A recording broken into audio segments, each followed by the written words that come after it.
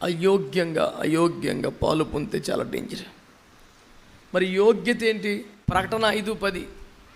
ఆ పెద్దలు నీవు ఆ గ్రంథమును తీసుకొని దాని ముద్రలు విప్పుటకు యోగ్యుడు. దేనికని? నువ్వు ఎట్టయ్యావు యోగ్యుడివి? 24 పెద్దలు పరిశుద్ధులు కాదా? శరాపులు కాదా? కెరూబులు కాదా? నువ్వెందుకు యోగ్యుడివి అయ్యావు? పరిశుద్ధత మాత్రమే పాయింట్ కాదు అక్కడ, పరిశుద్ధత పాయింటే, ఇంకోటి ఉండాలి. మరి నీవు వధింపబడిన వాడవై నీ రక్తం ఇచ్చి ప్రతి వంశములోను ఆయా భాషలు మాట్లాడు వారిలోను ప్రతి ప్రజలోను ప్రతి జనములోను దేవుని కొరకు మనుష్యులను కొని మా దేవునికి వారిని ఒక రాజ్యముగాను యాజకులుగాను చేసితివే. ఈ పని వాళ్ళు ఎవరు చేయాల, అందరూ పరిశుద్ధులే కాబట్టి నీవు యోగ్యుడు. స్తోత్రం చెప్పండి. ఇప్పుడు శరాపులు కెరూబులు అందరూ పరిశుద్ధులైన యేసు మాత్రమే ఎందుకు యోగ్యుడయ్యాడంటే ఆయన వధింపబడ్డాడు. మీకు దండం పెట్టి ఒక మాట చెప్తున్నాను, ఆయన స్థానం కోసం, ఆయన పెద్దరికం కోసం, ఆయన పదవి కోసం, ఆయన స్థానం సింహాసనం కోసం ఎవరిని బలి తీసుకోలేదు, ఆయనే బలి అయిపోయాడు. ఈ మాట నాకు, వేదిక మీద ఉన్న వాళ్ళకి, మీకు అందరికీ సమానంగా వర్తిస్తుంది. ఆయన స్థానం కోసం, ఆయన నాయకత్వం కోసం, ఆయన సింహాసనం కోసం ఎవరిని బలి చేయలేదు, తాను బలి అయ్యాడు. అది యోగ్యత. ఎదుటివన్నీ బలి తీసుకోవటం, సూటుపటి మాటలతో, పనికి మళ్ళీ జిత్తులతో, తెలివితేటలతో, మంది మార్పులతో ఎదుటివన్నీ సిగ్గుపరిచి అవమానపరిచి అని తొక్కేసి నేను హీరో అని ప్రొజెక్షన్ ఇచ్చే చెత్త క్వాలిటీ నీలో ఉండకూడదు. చెయ్యి, నీకు నువ్వే 100 సార్లు చెయ్యి అనుకో, ఎవడనక ముందే.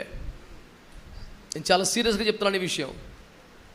కొన్నిసార్లు ఎదుటివాడిని డౌన్ చేయడానికి, నువ్వు మంచి అనిపించుకోవడానికి నువ్వు చేసిన జిత్తులు మరి నక్కల పనులు ఉన్నాయే, సిగ్గుపడిపో, అర్జెంటుగా సిగ్గుపడిపో, దేవుని దగ్గర కాళ్ళు పట్టేసుకో, ఐఎమ్ సారీ అని చెప్పు.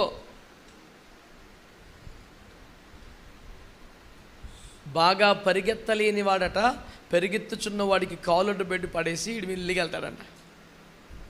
ఇడు స్పీడ్గా పరిగెత్తలేడు, ఆడు పరిగెట్టేస్తున్నాడు, అని కింద పడేస్తే ఇడు మెల్లిగా వెళ్ళొచ్చు. ఆడికన్నా నువ్వు ముందుకెళ్ళావా అని పడగొట్టు ముందుకు వచ్చావా? సిగ్గుండాలి కదా. ఎంతకన్నా దుర్మార్గమైన భాష భూమి మీద లేదు. నేను సీరియస్గా చెప్తున్నాను. యోగ్యత కేవలం పరిశుద్ధత కాదు, పరిశుద్ధంగా ఉండాలి అందరూ, అది కామన్ క్వాలిటీ, దానికి ఏం లేదు. పరిశుద్ధంగా ఉండటంతో పాటు దేవుని రాజ్యం కొరకు, ఆత్మల కొరకు నువ్వు ఎంత బలైపోతున్నావు, ఎంత వధింపబడుతున్నావు, ఎంత నరకబడుతున్నావు, ఎంత ఆహుతైపోతున్నావు, అంత యోగ్యత నీకు ఉన్నట్లు లెక్క. నీ యోగ్యత నువ్వు బలవ్వటమే, నీ యోగ్యత నువ్వు వధింపబట్టమే, నీ యోగ్యత దేవుని రాజ్యం కొరకు నువ్వు కరిగిపోవటమే. అయోగ్యంగా పాలు పొందితే సాతాను చేస్తాడంట, యోగ్యంగా పాలు పొందితే నీకు నిత్యజీవం వస్తుంది. మరి నీ యోగ్యత ఏంటి? దేవుని రాజ్యం కొరకు నలిగిపోవటం, వధింపటమే. దమ్ముండాలి మాట్లాడడానికి.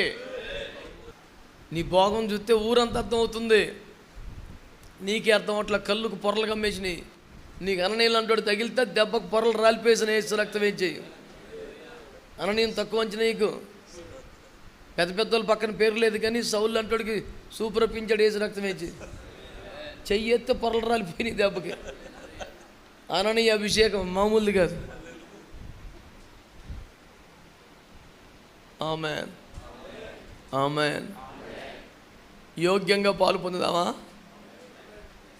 ఆ మాటకు నిజంగా ఊపితే ఇప్పుడు పాలు పొందలేరు మీరు. ఎందుకని? ఎంత ప్రయాసపడతావో, ఎంత వధింపబడతావో, ఎంత నరకబడతావో అంత యోగ్యత వస్తుందండి. ఇప్పుడు ఏం చేస్తావు అవన్నీ? నువ్వు ఇప్పుడు బయటికి వెళ్ళి నువ్వు ప్రయాసపడి, వధింపబడి, నరకబడి, నువ్వు సచ్చి సంఘాన్ని బతికించి వచ్చి పాలు పొందాల. వాక్యం బాగా అర్థమైతే చెయ్యి ముందుకు శాపం, చెయ్యి పైకి లెక్కుతుంది అంతే. వాక్యం నీకు కట్టకత్తమే తెలరాదు, చెయ్యి ఇలాగొస్తుంది. వీలైతే ఒకసారి మోకరించండి, చిన్న ప్రార్థన చేసుకుని బలలో పాలు పొందాం.